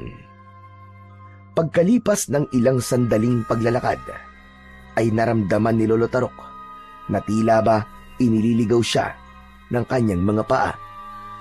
Para bang may kung anong malakas na enerhiya ang pumipigil sa kanya para mahanap ang kanyang apo. Pagbihira, hindi ito maaari. Kailangan maiuwi ko sa bahay si Ringo. Kahit na anong mangyari, hindi ko hahayaan na mapahamak ang apo ko. Hindi ko mapapatawad ang aking sarili kapag may nangyari sa kanya. Ipinagpatuloy na ni Lolo Tarok ang paghahanap sa kanyang apo na si Ringo, habang mabilis ang tibok ng kanyang puso. Hindi nagtagal ay natanaw na niya ang apo. Nakatayo lang ito sa gitna ng kagubatan. Tila ba merong nilalang itong kinakausap ng mga sandaling yon. Hindi kagad siya lumapit kay Ringo dahil ang mahalaga ay alam niya nang nasa maayos itong kalagayan. Maya-maya pa ay narinig niya na nagsalita si Ringo. Nakatingin ito sa ere na tila ba may nakikita na nilalang sa harapan nito. At kung hindi siya nagkakamali, kausap nito ang kulay berding usok na kanyang diwa. Alam ko ang bigat na nararamdaman mo, Ringo. Subalit walang ginawang kasalanan si Lolo Tarok. Mahal na mahal ka niya, alam ko yun. At hindi niya kagustuhan na masaktan ka. Maniwala ka, Ringo. Oo, alam ko naman po yun eh. Tsaka, hindi naman po ako galit sa kanya. Wala po akong karapatan na magalit sa kanya. Ang nais ko lang po ay malaman kung nasan po mga magulang ko. Mula sa kinatatayuan ni Ringo ay kitang-kita niya ang nakalutang sa ere na kulay berding liwanag. Hugis diwata ang anyo nito, ngunit batid na niya kung anong klaseng nilalang ang diwa ng marka ng Bertudes. Isa lamang itong usok na sumasama sa hangin na nagbibigay babala sa taong nagtataglay ng kakaibang marka sa katawan. Bukod pa roon ay wala na itong ibang kakayahan. Kilala ko ang mga magulang mo at ikinalulungkot kong sabihin na patay na sila, Ringo.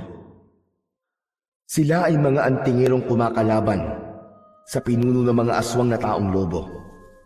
Pero dahil mas gusto nila ang tahimik na pamumuhay, nagsama sila at tinalikuran ng pagiging manunugis hanggang sa isinilang ka ng iyong inang si Danaya. Nalaman nila na kakaiba ka at nakarating yun sa kaalaman ng pinuno ng mga aswang. Ano pong nangyari? Pagkatapos po na malaman ng pinuno ng mga aswang ang tungkol po sa akin. Umakas ang mga magulang mo para ikaw ay protektahan at iligtas. Subalit lahat ng mga taong tumulong sa iyong mga magulang, pinatay sila ng pinuno at ipinasunog ang buong baryo. Mga hayop sila. Mga demonyo sila. Wala po silang kasing sama. Ang dapat po sa pinuno ng mga aswang na yon ay mamatay at sunugin sa impyerno. Kaya, Ringo, ipagpatuloy mo kung ano ang nasimulan ng mga magulang mo. Ipaglaban mo ang kanilang buhay na kinitil ng nilalang na ganid sa kapangyarihan. Pagkatapos magsalita ni Balare na kanyang diwa, nakuyom ni Ringo ang kanyang kamao dahil sa labis na galit. Hindi siya makapaniwala na marami ang nagsakripisyo ng buhay para sa kanyang kaligtasan. Ngunit hindi nagtagal ang galit na yun ni Ringo dahil naramdaman niya na tila ba may mga nilalang na nakapalibot na sa kanilang kinaroroonan. Lumitaw mula sa likod ng puno ang mga nilalang na may nakakatakot na anyo. Sumiklab ang galit ni Ringo nang makita si Lolo Tarok na hawak ng mga aswang na taong lobo. Apo! Sige na, tumakas ka na! Iligtas mo na ang buhay mo, Apo! Huwag mo na akong alalahanin! Tumakbo ka na! Bilisan mo! Hindi, Lolo!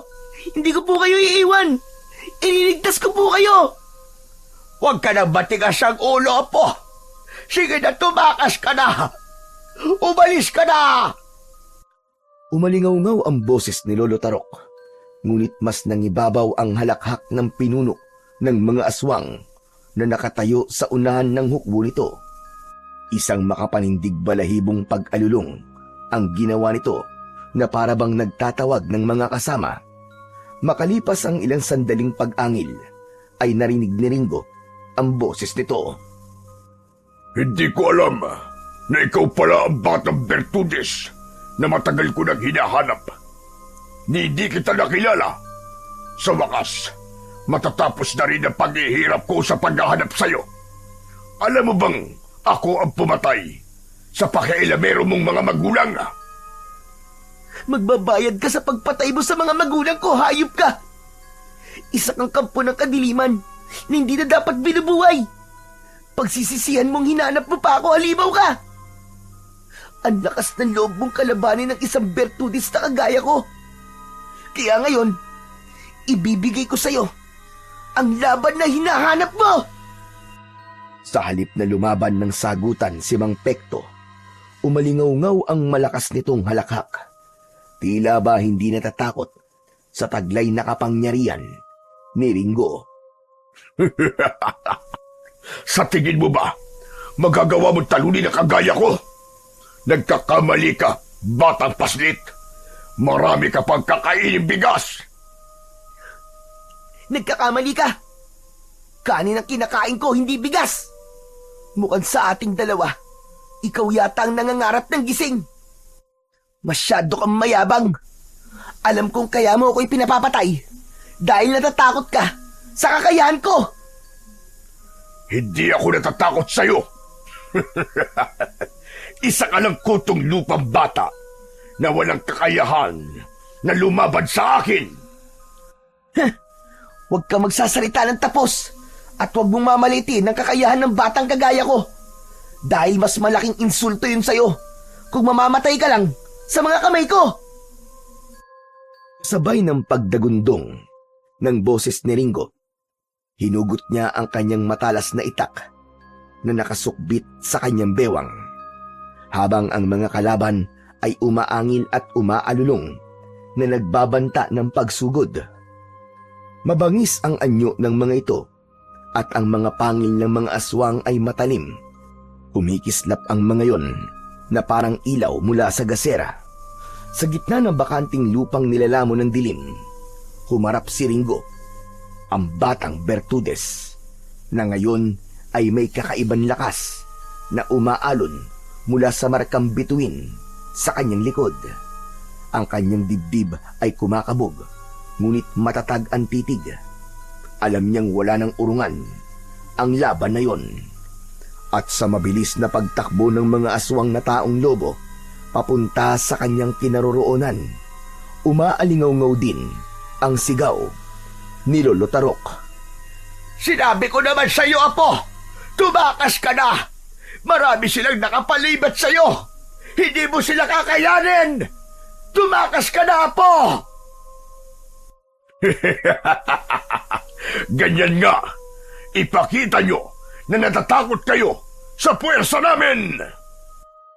Ang halakhak mo ay parang sa demonyo. Pero hindi ako natatakot sa'yo. Dahil sa Diyos lang ako natatakot. Hindi sa mga kagaya nyo. Kayo ang dapat na matakot. Dahil ito na ang magiging katapusan ninyong lahat.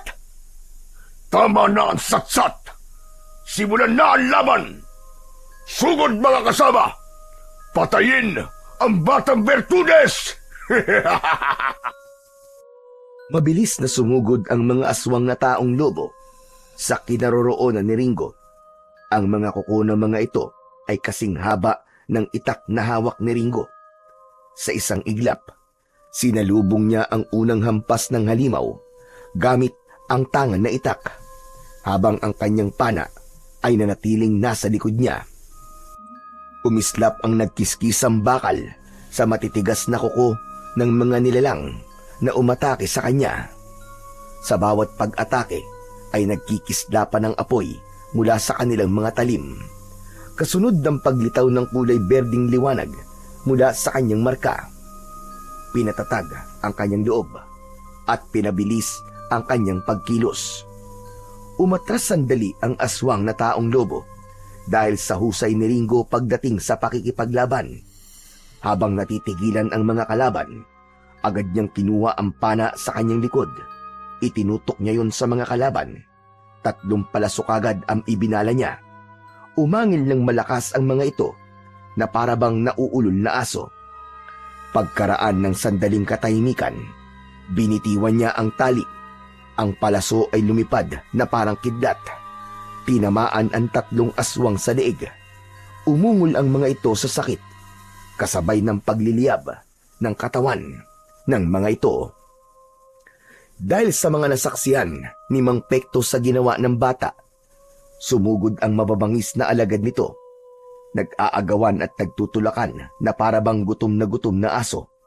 Sa muling pag-atake ng aswang na taong lobo, ginamit na ni Ringo ang lahat ng lakas para palabasin ang kapangyarihang taglay ng kanyang marka. Bumalot ang malakas na liwanag sa kanyang mga kamay. Habang papalapit ang halimaw, sinalubong niya ito ng malakas na pagbato ng malaapoy na liwanag na tumama naman sa dibdib ng mga ito. Inulit niya ang kanyang pag-atake at pinuntirya niya ang nakangising pinuno ng mga aswang. Saktong isang dipa na lamang ang layo nito sa kanya.